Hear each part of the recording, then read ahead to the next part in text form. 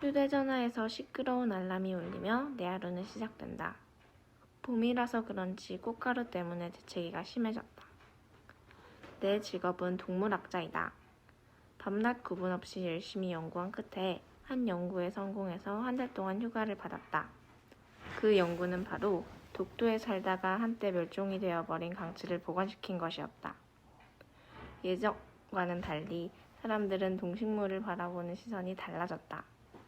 동식물을 괴롭히기보다는 그들을 보호하고 멸종위기에 처한 그들을 다시 되살리려 애쓰고 있다. 아침으로는 간단하게 시리얼을 먹었다. 다 먹고 난 뒤에는 물 조절 장치로 최대한 물을 아껴 쓰는 모드로 설정한다. 설거지를 끝낸 뒤 잠시 창문을 바라보며 휴식을 취한다. 10년, 20년 전까지만 해도 사계절이 뚜렷하지 않았는데 지금은 소름이 끼칠 정도로 절기에 따른 날씨, 기온 변화가 정말 정확하다. 하지만 무언가를 잊고 있는 듯한 느낌이었다. 오늘 날씨를 검색하려 인터넷에 들어가 보니 오늘은 내 생일이었다. 매일 바쁘게 하루하루 동물 연구와 복원으로 시간을 보냈던 터라 생일 같은 건 까맣게 잊고 있었다. 메시지들을 확인해보니 가족, 친구들, 직장 동료들로부터 생일 축하 메시지가 수두룩하게 와 있었다.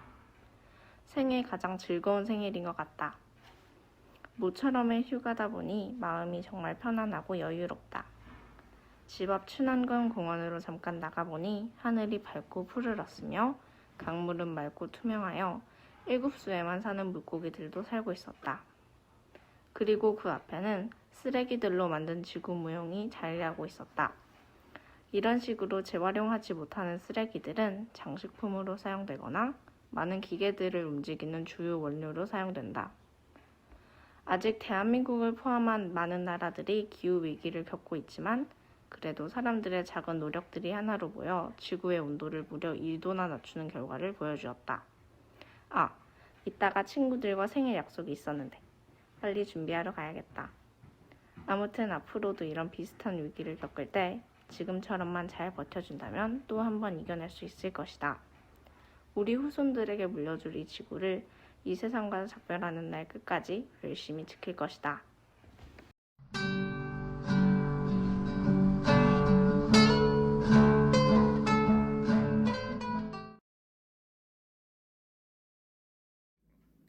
(2050년 7월 31일) 폭염이 없어진 지 벌써 몇 년 되었다.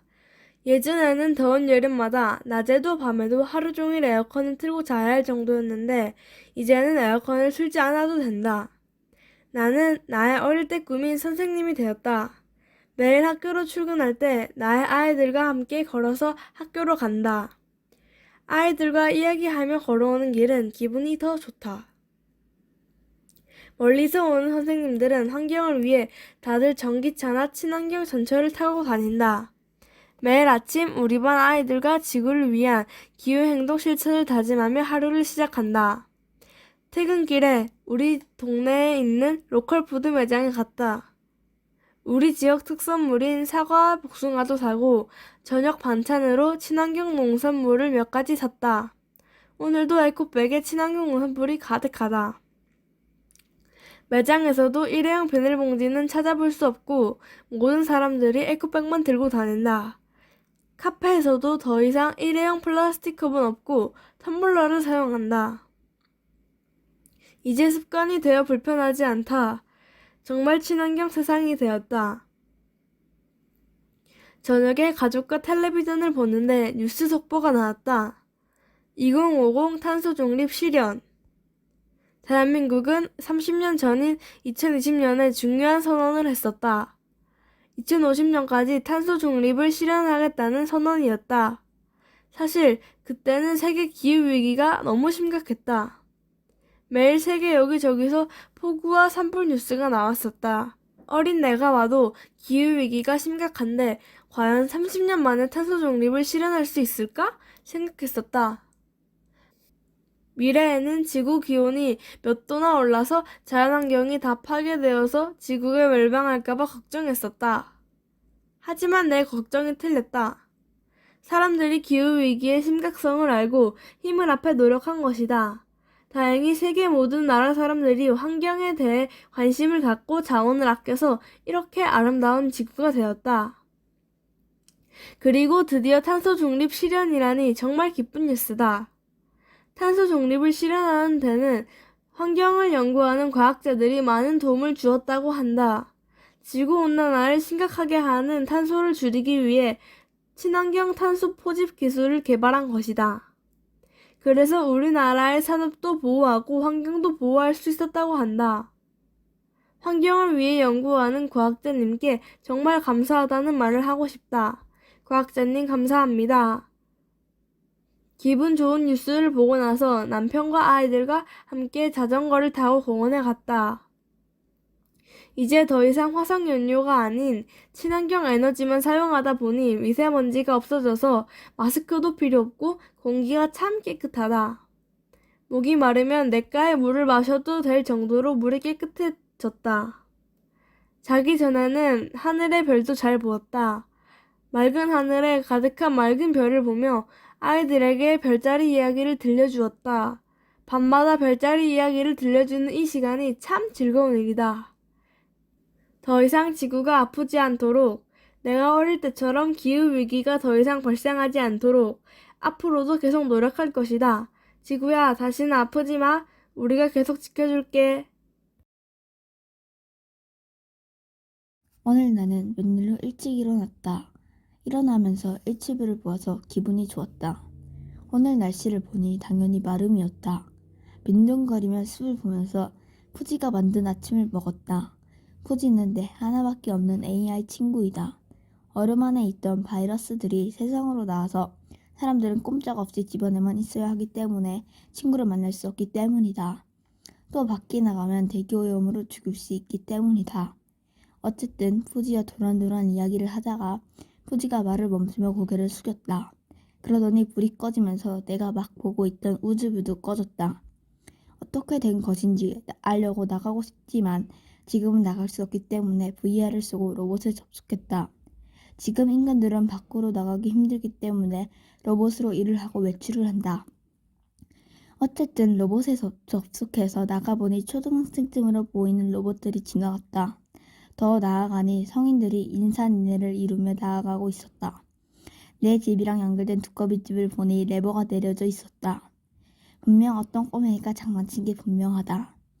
다시 레버를 올리고 집에 왔다. 집에 오니 푸지가 어디 갔냐고 물어보면서 다시 이야기를 나누었다. 그러다가 뉴스 시간이 되어서 TV를 틀어보니 뉴스에서 개최한 특별 토론쇼가 하고 있었다. 어떤 학자들이 토론을 하고 있었다. 토론 주제는 과연 29년 전에 우리가 환경을 아끼고 오염시키지 않았다면 우리의 삶이 달라졌을까? 였다. 총 7명의 학자들이 있었는데 5대2로 찬성이 훨씬 더 많았다. 찬성 측의 근거를 들어보니 약 5천만의 인구가 일회용품을 쓰지 않았다면 적어도 우리가 농사지어 먹을 땅을 있을 것이다 라고 말했다. 음식 이야기가 나오자 군침이 돌았다. 지금은 모든 음식이 조미료로 만든 인공적인 맛이기 때문이다. 더 이상 보고 싶지 않아서 TV를 끄고 푸지랑 체스를 두었다. 오늘은 그게 가장 재밌었던 것 같다. 푸지의 전화를 끄고 잠을 청하는데 갑자기 지금은 일상이 되어버린 나의 생활을 바꾸고 싶었다. 내가 어렸을 때로 돌아가서 마음껏 뛰어놀고 친구랑 놀고 싶었다.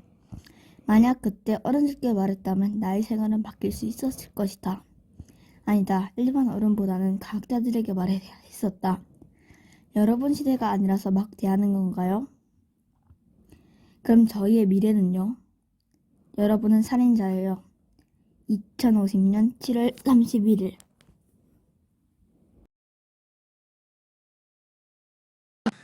2050년 7월 31일 일요일 날씨 비.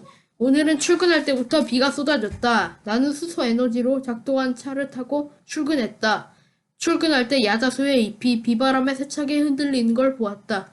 비 때문에 앞이 가려져서 운전할 때는 힘들었다. 그래도 시야가 다 가려지지는 않아서 다행이다.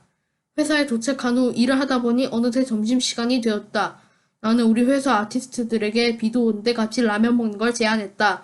아티스트들은 좋다고 했다. 일을 하고 저녁 6시쯤 집에 갔는데 천둥 소리도 들리기 시작했다. 나는 천둥 번개를 좋아해 신이 났다. 집에 가서 TV를 켰는데 어쩐지 호우특보 뉴스밖에 안 보였다.